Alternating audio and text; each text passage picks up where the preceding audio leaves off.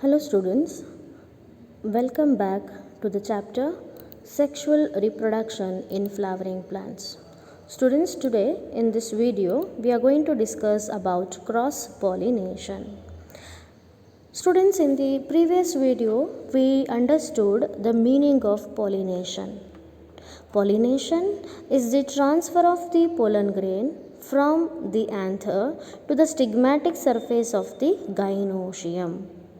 Depending upon whether the pollen grains are getting transferred onto the stigma of the same or of a different flower, pollination is classified into two types as self-pollination and cross-pollination.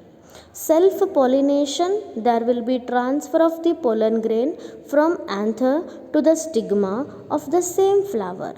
Whereas if there is transfer of the pollen grain from anther to the stigma of the gynoecium of different flowers produced on same or of different plant, then it is called as cross pollination. So let's try to understand what is cross pollination.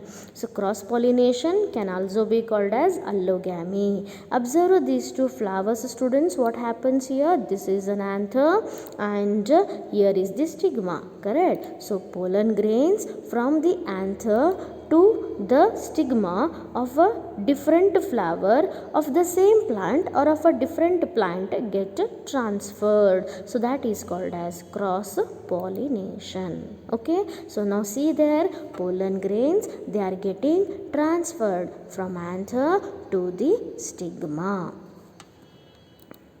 Now what happens? The plants can be same or the plant can be different, but the flower should be different flower. So the two flowers are there, they'll be made up of dissimilar genetical makeup.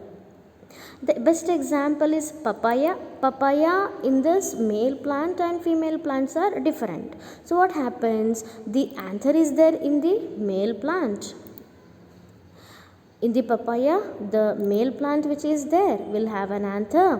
From the anther, pollen grain will be collected by any of the carrier and it will get deposit onto the stigmatic surface of the gynoecium. So from anther to the stigma, that is to the different plants belonging to same species, there will be transfer. So this is called as a xenogamy. Between two different plants only if it takes place, then it is called xenogamy.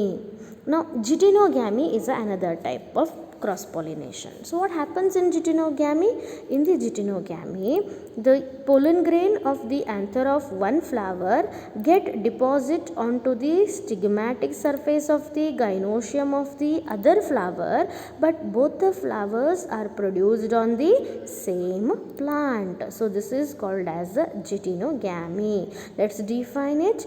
Transfer of pollen grains from anther to stigma of different flower of the same plant is called geitonogamy.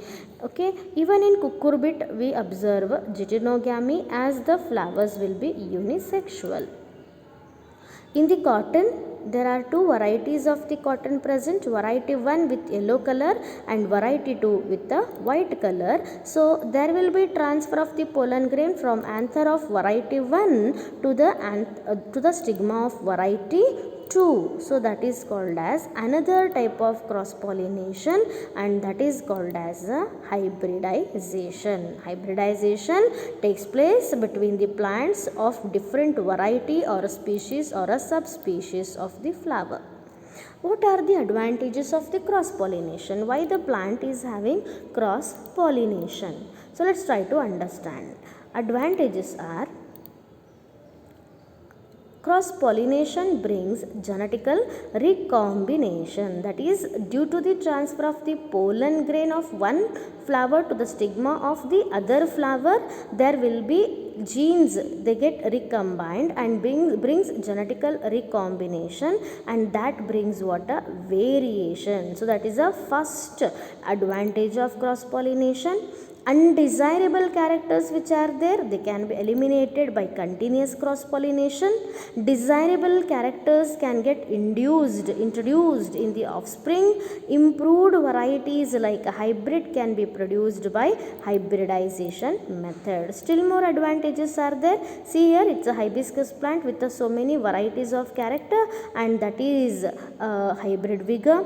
Offsprings will be strong, disease resistant, and they'll get adapt to the changing environmental conditions. Offsprings show better hybrid character, they'll be best hybrid vigor. Cross pollination favors the process of evolution. Okay, there are disadvantages. What are the disadvantages? Since pollen grains are non-motile and they should get transferred from one flower to the other, they have to depend on the external carrier, correct? So there will be chance of failure of right type of pollen grain of getting deposit onto the right type of water stigma. Okay, so it's a not sure method.